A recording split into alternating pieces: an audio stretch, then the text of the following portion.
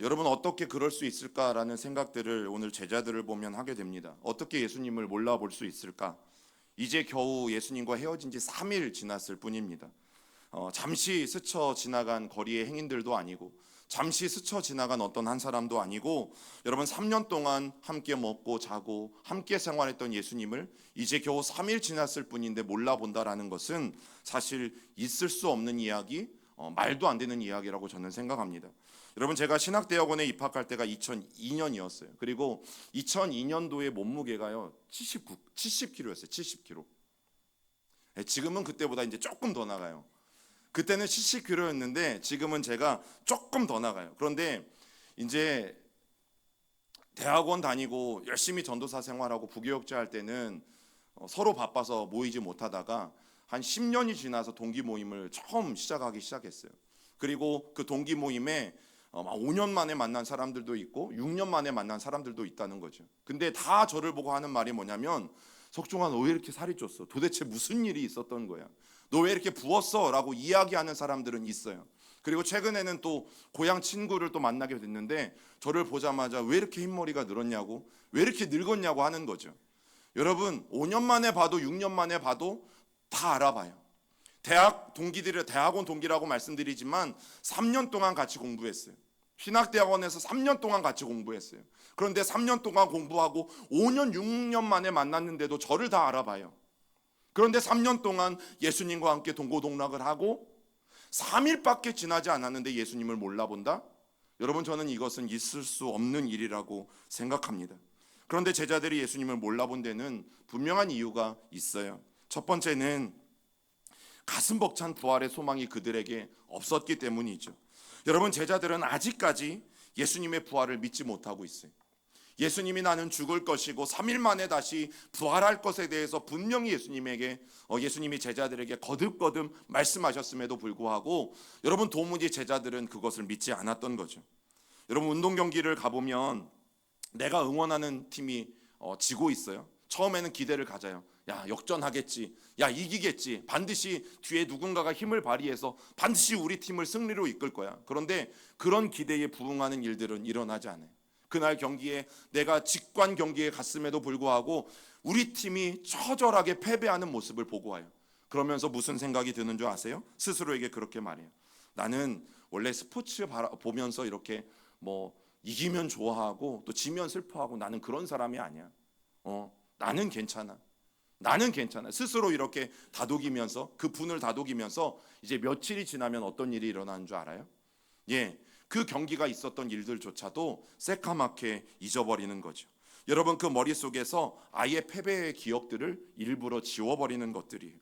바로 오늘 새벽 이 안식일 첫날 이 부활절 새벽 베드로와 요한이 예수님이 누우셨던 그 무덤을 향해서 달려갔어요. 그리고 예수님을 싸고 있었던 세마포만 그 자리에 놓여 있고 부활하신 예수님은 그 자리에 없다라는 것을 그들이 발견하게 되어졌을 때 여러분 제자들은 사실은 적지 않게 당황하기 시작한 거죠. 또 믿기지 않는 예수님의 죽음 앞에서 예수님을 따르던 사람들의 반응은 참 재밌었어요. 똑같아요. 나는 원래 예수님에 대해서 호감이 별로 그렇게 많지는 않았어.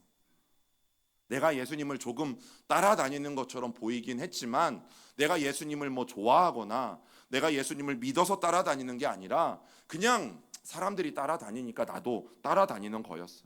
여러분 이렇게 스스로를 위로하는 사람들, 또 예수님이 십자가에 잡혀서 돌아가시는 그 모습을 바라보고 혹 자기에게도 그 불똥이 튈까 봐 자기도 그 십자가에 혹시 달려 죽는 것은 아닌가, 여러분 그런 두려움 때문에 애써 예수님의 십자가의 죽음을 잊고 싶어하고 잊으려 했던 사람들의 모습이 여러분 성경에 보면 등장해요. 또 그렇게 많은 사람들은 불과 며칠 만에 예수님을 까맣게 잊어버리려고 일부러 노력하는 모습들도 보게 되어지죠. 여러분 이런 사람들에게 예수님의 부활은 실제 일어난 사건일 수가 없어요. 실제 일어난 사건이 아니라 예수님을 따르는 몇몇 극렬한 추종자들이 만들어낸 해프닝이다.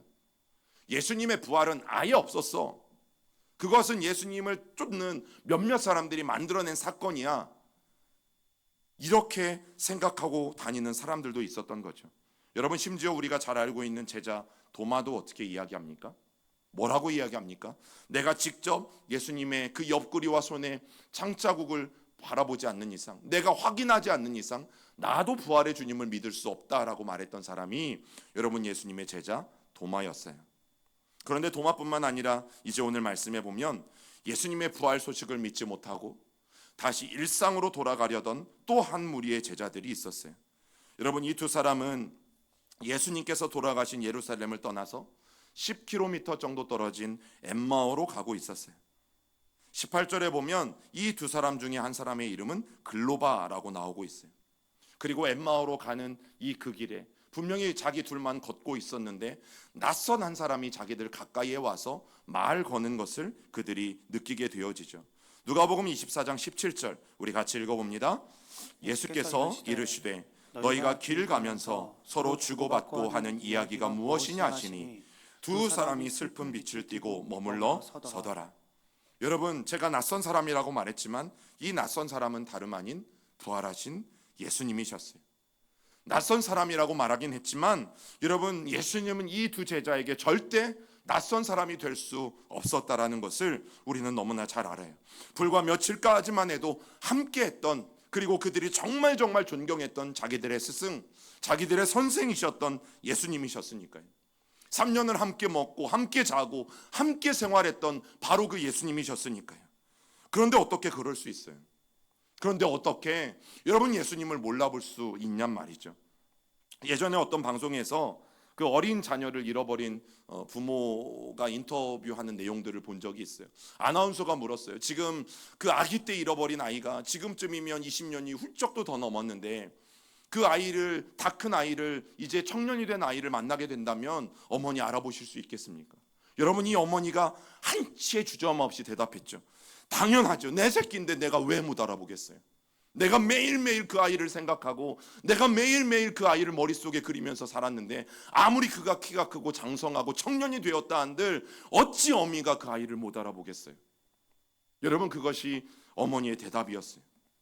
예수님과 함께 3년을 살았습니다. 그냥 함께 3년을 산 게 아니잖아요. 늘 예수님과 동고동락을 했잖아요.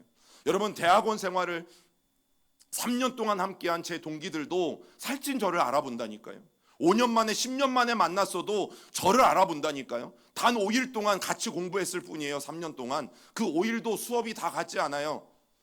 그 5일 동안에 3번 본 동기들도 있고 2번만 만나는 동기들도 있고 여러분 그럼에도 불구하고 수년이 지난 후에도 저를 알아봐요. 그런데 3년 동안 그리고 이제 예수님을 못 본 지 3일 지났다니까요. 3일. 그런데 어떻게 예수님을 몰라봐요? 여러분 그런 예수님을 생각하면 예수님이 참 불쌍해 보인다라는 생각을 할 수밖에 없어요. 예수님이 얼마나 불쌍한 스승인가. 여러분 예수님이 이 두 제자에게 하는 이야기가 무엇인지 모르셨어요. 글로바와 한 명의 제자가 열심히 서로 이야기를 하면서 엠마오로 가고 있는 그 이야기를 들으신 주님이 사실 궁금해서 물으신 건 아니잖아요. 그러나 너희들의 이야기가 무엇인지 물었어요. 그때 글로바가 한심하다는 듯이 예수님에게 하는 말이 뭡니까? 우리 19절 말씀 같이 읽어봅니다. 이르시되 무슨 일이냐? 이르되 나사렛 예수의 일이니 그는 하나님의 모든 백성 앞에서 말과 일에 능하신 선지자이거늘. 이 양반 참 한심하구만. 어떻게 지금 예루살렘에서 일어난 가장 핫한 이야기를 모르고 있을까? 지금 나사렛 예수란 사람이 십자가에 달려 죽은 그 핫한 이야기를 왜 당신은 모른단 말이요? 정말 한심하다는 듯이 여러분 글로바가 예수님에게 말하고 있어요. 그런데 오늘 이 말씀에서 정말 중요한 구절이 뭔지 아세요? 나사렛 예수의 일이니 그는 하나님과 모든 백성 앞에서 말과 일에 능하신 선지자이거늘. 여러분 이 부분이에요. 예수님이 3년을 함께 살면서 나는 그리스도다. 나는 너희들을 구원할 메시아다. 그리고 나는 하나님의 아들이요 곧 하나님이다. 나는 너희의 인생의 주인이다. 여러분 이것을 수도 없이 가르쳐 주셨어요. 가이사랴 빌립보에서 베드로를 통해서 예수는 그리스도시요 하나님의 아들이시라는 분명한 메시지를 여러분 제자들에게 던져주셨어요. 그런데 감히 오늘 3년 동안 함께했던 제자들이 하는 말이 뭐예요? 나사렛 예수, 나사렛 예수라는 말과 함께 능했던 선지자라고 예수님을 칭하고 있어요. 여러분, 이거는 존중의 이야기도 아니고 존경의 의미도 아니고, 그동안 예수님을 따르긴 하였지만 여러분 3년 동안 예수님과 함께 살기는 했지만 예수님을 뭘로 보는 거예요? 여전히 사람으로 보는 겁니다. 길이요 진리요 생명이 되신 하나님의 아들 예수님으로 보는 것이 아니라, 그리스도시고 살아계신 하나님의 아들로 오늘 예수님을 믿고 따르고 있는 것이 아니라, 그저 구약시대의 그 선지자 중에 한 사람, 하나님의 말씀을 듣고 하나님의 말씀을 대언했던 그 선지자 중에 한 사람, 그 사람으로 오늘 여전히 예수님을 바라보고 있었으니, 여러분, 부활하신 예수님이 그들에게 찾아오신들 부활의 주님이 자기들과 함께 있다고 알아볼 리가 없는 것이죠. 여러분, 예수님을 우리가 누구로 보고 누구로 믿느냐는 그만큼 중요합니다.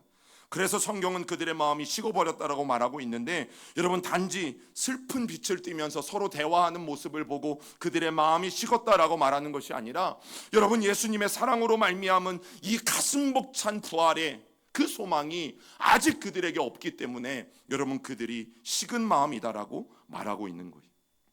그저 예수님을 뭘로 봤어요?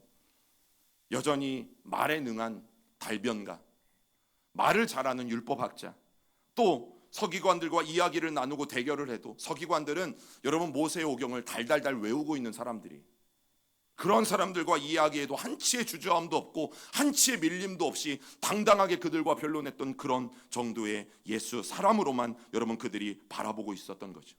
당시에 가장 이스라엘 땅에서 유명했던 사람이 누군 줄 아세요? 예수님이에요. 예수님.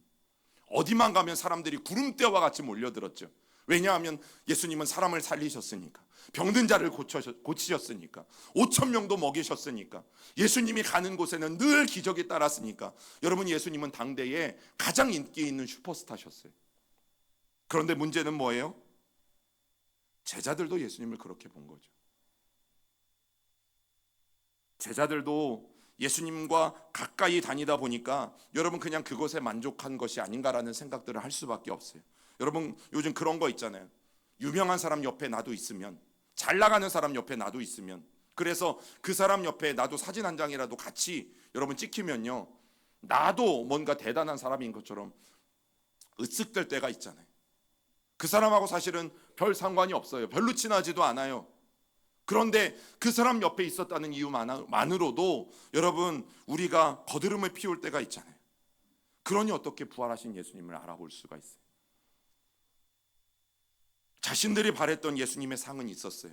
그런데 반대로 예수님이 제자들에게 바라셨던 믿음과 신앙의 모습들을 찾아볼 수 없었던 여러분, 이 제자들의 무지함을 바라보면서 사실 저는 제 자신을 돌아보고 부끄러움을 느낄 수밖에 없는 거죠. 여러분, 우리가 신앙생활을 하면서 저마다 예수님 상이 있어요. 저마다 하나님 상이 있어요. 다른 말로 하면 예수님에 대한 바람, 하나님에 대한 바람이 있는 거죠. 예수님은 이런 분이셔. 예수님은 이렇게 나에게 해주셔야 돼. 예수님과 하나님은 내가 이렇게 기도했을 때 이 정도는 나에게 해주셔야, 그래야 하나님이시지, 그래야 내가 믿고 따를 수 있는 예수님이시지. 여러분, 모든 성도들 가운데는 우리가 바라고 원하는 예수님의 상이 있어요. 그리고 하나님의 모습이 있어요. 그런데 여러분, 신앙생활은 정반대예요. 어떻게 정반대입니까? 하나님 그분께서 자녀들에게 원하시는 믿음과 신앙의 태도가 있어요. 하나님이 우리에게 원하시는 믿음과 신앙의 자세가 있단 말이죠. 그런데 그 믿음과 신앙의 자세는 생각하지 않고 자꾸 우리가 바라는 하나님 상만 생각하니까 신앙생활이 재미가 없는 거죠. 내가 뭘 하면 하나님이 기뻐하실까? 내가 뭘 안 해야 하나님이 기뻐하실까? 또 주중의 신방 가운데 우리 한 성도님의 고백이 그거였어요. 여러분, 이게 신앙생활인데 하나님은 오늘 나에게 뭘 주실까? 그래도 이 정도는 해주셔야 나에게 하나님이시지. 여러분, 자꾸만 이렇게 신앙생활을 하다 보면 우리의 신앙생활은 변화되는 것이 아니라 병들 수밖에 없는 것입니다. 예수님이 제자들에게 바라셨던 믿음과 신앙의 태도, 여러분 그것이 있는 것처럼 하나님이 지금 저와 여러분들에게 바라시는 신앙과 태도가 분명히 있습니다. 여러분, 이것을 분명히 깨달아야 신앙생활이 행복하고 또 신앙생활이 즐거울 수 있어요. 여러분, 그러면서 스스로에게 어떤 질문을 던질 수밖에 없냐면, 과연 오늘 나는 부활의 주님이 똑같이 글로바와 한 명의 이름 없는 제자에게 찾아오셨을 때 찾아오셨던 것처럼 똑같이 부활의 주님이 오늘 나에게 찾아오셨을 때 나는 예수님을 알아볼 수 있을까? 어떻게 여러분 자신이 있으세요? 부활의 주님이 똑같이 오늘 저와 여러분들에게 찾아오셨을 때 나도 그 부활의 주님을 분명하게 알아볼 수 있는 신앙의 확신이 오늘 내 안에 있는가? 부활의 주님을 몰라봤던 두 번째 이유는 제자들이 십자가를 통과하지 못했기 때문이에요. 제자들은 주님의 십자가에 달려 돌아가신다는 것을 사실 애써 믿으려 하지 않았어요. 극구 부인했죠. 이거는 말도 안 되는 일이야. 이거는 일어나지 않은 일이야. 심지어 그렇게까지 간 거예요.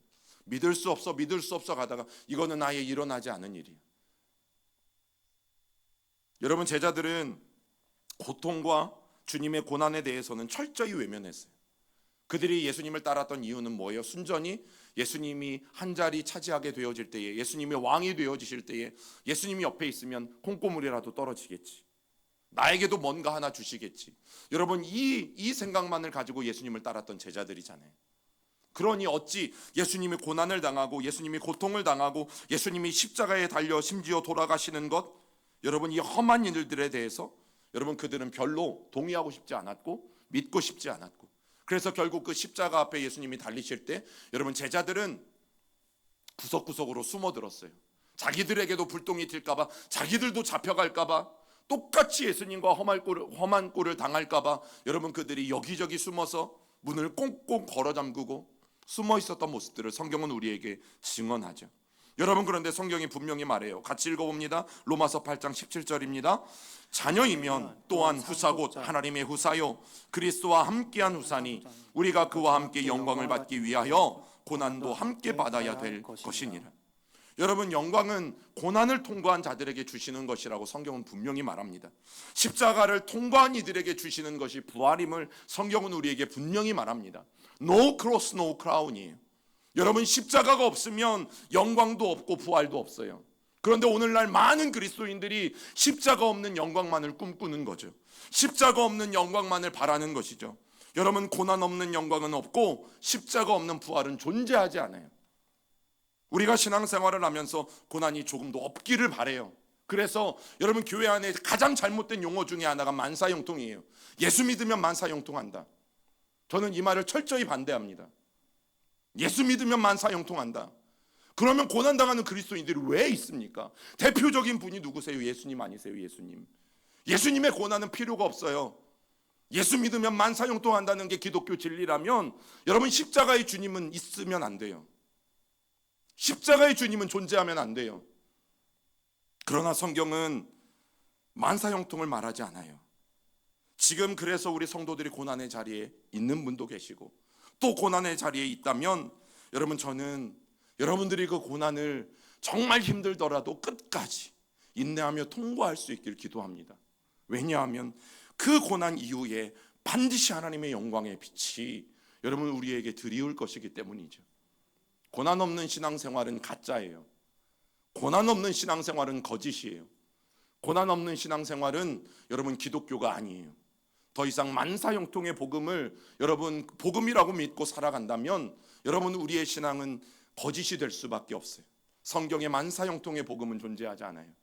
십자가를 통과한 이들에게 영광이요, 고난을 통과한 이들에게 영광과 부활이 있음을 성경은 우리에게 분명히 말해주기 때문이죠.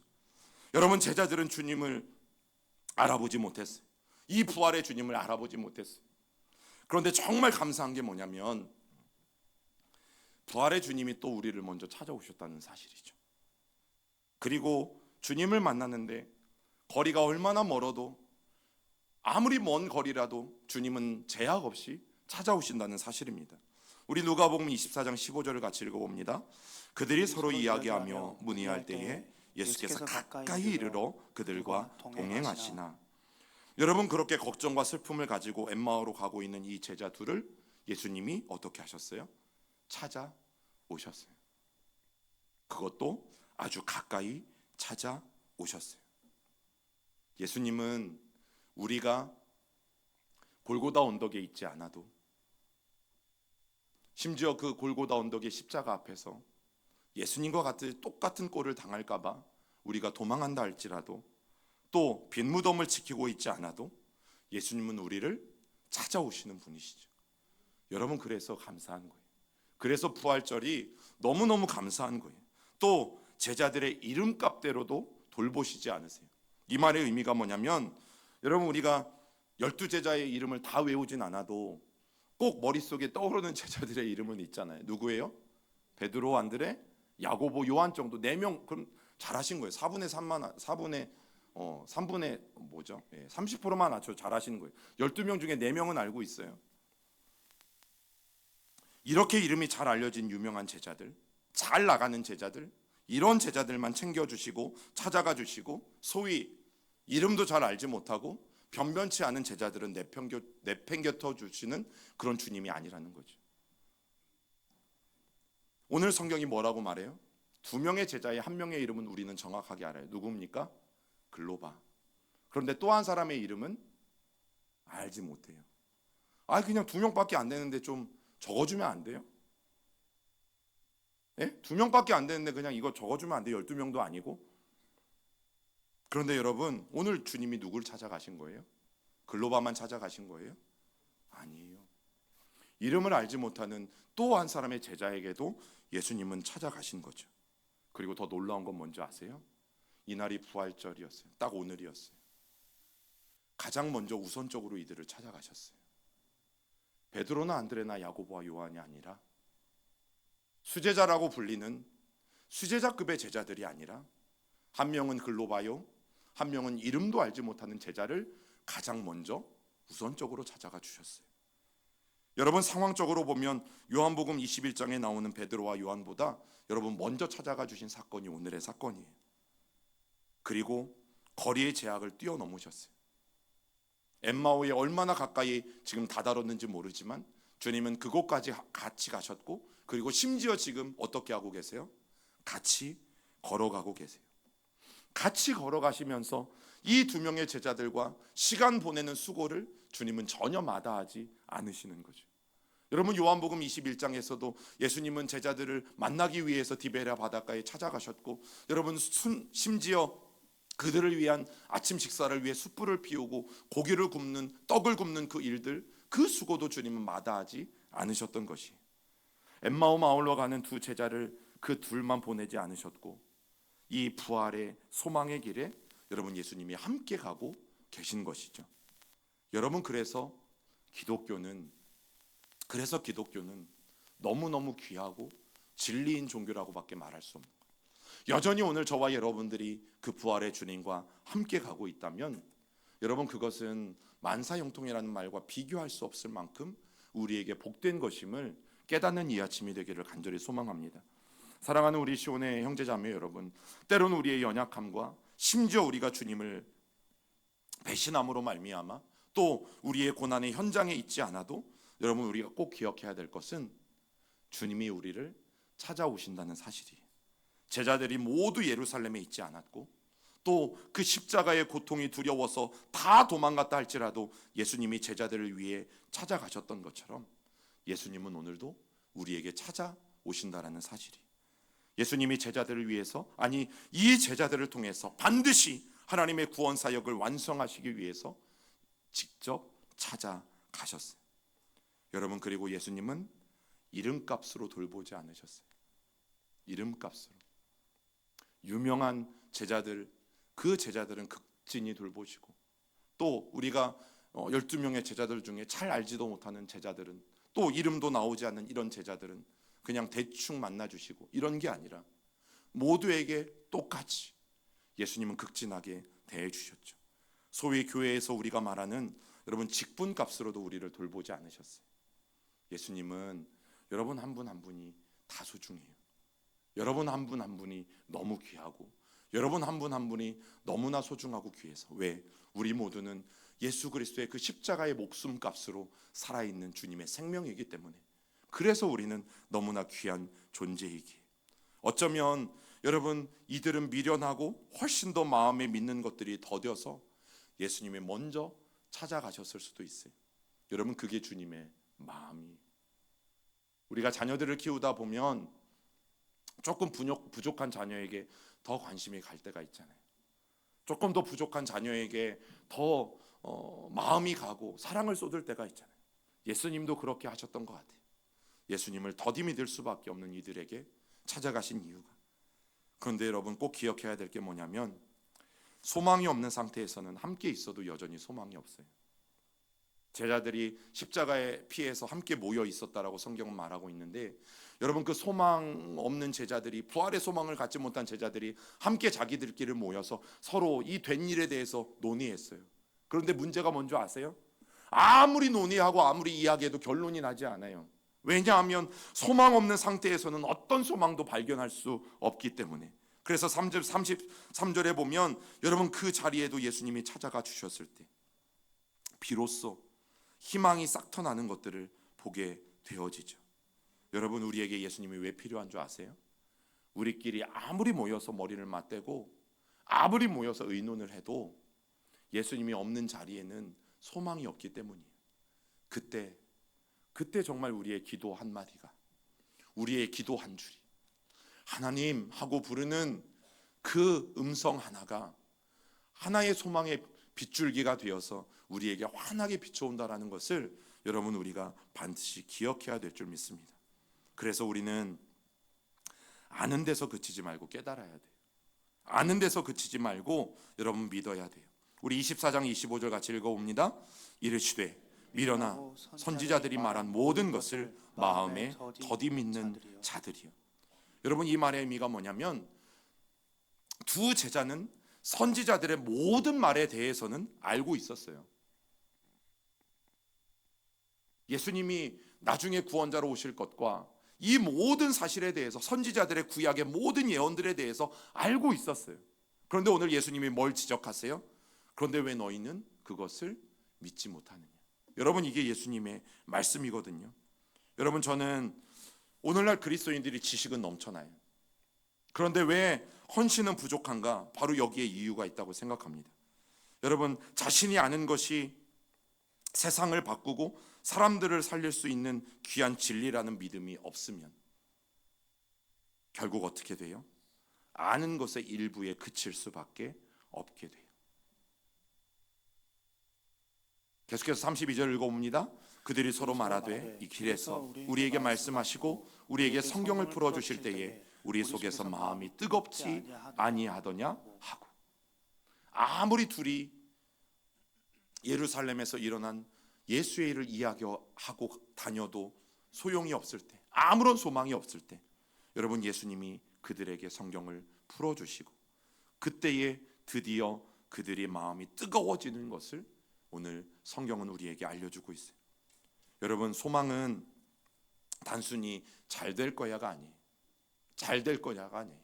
저와 여러분들이 알고 있는 것들에 지적인 동의가 분명히 있어야 돼요. 내가 이것을 지식적으로만 아는 것이 아니라 내가 알고 있는 이 일은 반드시 일어날 것에 대한 하나님의 약속이요, 또 하나님의 분명한 말씀이다. 여러분, 이 지적인 동의가 반드시 우리에게 있어야 돼요. 그리고 그 열정이 있을 때 사람이 바뀌어요. 뜨거운 마음이 자기도 모르게 어떻게 하는지 아세요? 이들에게 어떻게 역사하는지 아세요? 지금 이 두 사람은 어디로 가고 있다고요? 엠마오라는 곳으로 가고 있어요. 그런데 이제 34절과 35절에 보면 여러분, 확 분위기가 바뀌어요. 읽어봅니다. 말하기를 주께서 과연 살아나시고 시몬에게 보이셨다 하는지라. 두 사람도 길에서 된 일과 예수께서 떡을 떼심으로 자기들에게 알려주신 것을 말하더라. 여러분, 이 이야기가 뭐냐면, 여러분, 그들이 엠마오로 가다가 다시 방향을 바꿔요. 어디로 바꾸냐면 예루살렘으로 바꿔요. 예루살렘에 또 다른 제자들이 숨어 있는 곳으로 여러분, 그들의 방향을 완전히 바꿔서 자기가 만난 부활의 예수를 가서 말하고 있는 장면이, 예수께서 떡을 떼심과 자기들에게 알려주신 것을 말하더라. 자기들이 엠마오로 가던 도중에 일어난 사건, 그리고 잠시 그 가던 도중에 어떤 곳에 머물면서 예수님이 떡을 떼어 주실 때 일어났던 사건, 여러분, 그 사건을, 그 부활의 주님을 만난 사건을 그들이 엠마오로 가던 길을 돌이켜서 다시 예루살렘에 돌아와서 제자들에게 이 부활의 주님을 증언한다라는 사실이죠. 여러분, 이것이 바로 아는 것이 믿음으로 바뀔 때 우리에게 일어나는 일이에요. 성경은 분명히 말하죠. 아는 것과 믿는 것이 하나가 되어 그리스도의 장성한 분량에까지 우리들이 잘할 것을 우리에게 말씀하고 있어요. 여러분, 아는 것이 믿음으로 바뀔 때 이 두 제자는 부활의 증인이 되었어요. 그리고 담대히 부활의 주님을 먼저는 제자들에게, 숨어있는 제자들에게 선포하고 있는 모습들을 보게 되어집니다. 여러분, 이제는 우리 차례예요. 우리 차례. 이제는 우리 차례. 하나님 그 예수 그리스도의 부활을 아는 것에만 그치지 말고 여러분, 그것이 분명한 사실이라는 것을 믿어야 돼요. 반드시 믿어야 돼요. 제가 말씀드렸잖아요. 한 권사님이 저에게, 목사님 창세기 1장 1절을 믿으세요? 태초에 하나님이 천지를 창조하시니라, 이 말씀을 믿으세요? 예, 당연히 믿죠. 에이, 목사님 순진하시네요. 어떻게 그런 일이 있어요? 여러분, 아는 것과 믿는 것은 다른 일이에요. 저와 여러분들의 신앙이 아는 것에만 그치지 말고 믿는 신앙으로 나아갈 때에 예수의 부활이 지식으로만 남지 않고 실제 일어난 사건이라는 것을 우리가 분명히 믿게 되어질 때에 여러분, 저와 우리 모두는 부활의 증인으로 당당히 살아가실 수 있어요. 그거 하는데 오늘 이 계란 쓰세요. 이 계란 쓰세요. 예수님의 부활하심을 여러분 이런 모양으로라도 우리가 증거할 수 있다면 여러분, 그것이 바로 믿는 삶인 것을 여러분 분명히 기억하시고, 이제는 누구 차례입니까? 우리 차례입니다. 우리는 누구입니까? 우리가 부활의 증인입니다. 우리 같이 찬양하고 기도합시다.